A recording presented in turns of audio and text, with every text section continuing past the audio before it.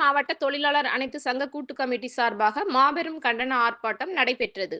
கோவை உக்கடம் பகுதியில் கோவை மாவட்ட ஆட்டோ தொழிலாளர் அனைத்து சங்க கூட்டு கமிட்டி சார்பாக கண்டன ஆர்ப்பாட்டம் நடைபெற்றது.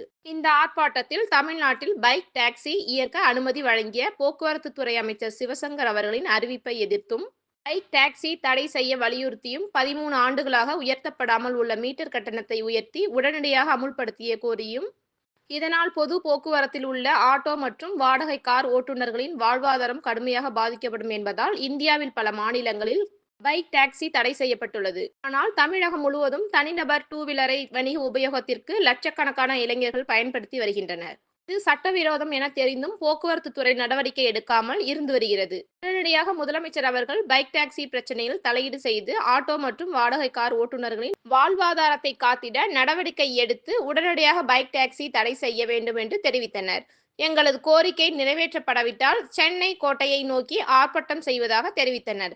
இதில் கூட்டு கமிட்டி தலைவர் செல்வம், பொதுச் செயலாளர் சிவாஜி, ஏடிபி அசோக்குமார், ராஜன், இஸ்மாயில், சிஐடியு முத்துக்குமார், மைக்கேல் சாமி என ஏராளமானோர் கலந்து கொண்டனர்.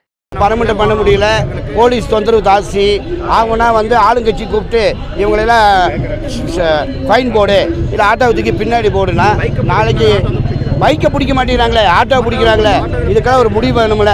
இதுக்கு தாங்கள் நடவடிக்கை எடுக்கணும். இன்னைக்கு இந்த விடியும் அரசுன்னு சொல்கிறீங்களே, ஆட்டோ தொழிலாளி 20,000 பேர் இருக்காங்க.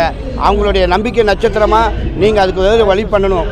சிட்டி பூரா இருக்குது, தமிழ்நாடு பூரா 3 லட்சம் பேர் இருக்காங்க.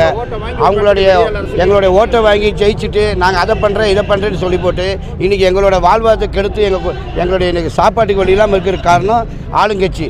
அதுக்கு நடவடிக்கை எடுத்து இந்த பைக் டாக்ஸியை ஒழிக்குமாறு நாங்கள் பணியன்புடன் கேட்டுக்கொள்கிறோம்.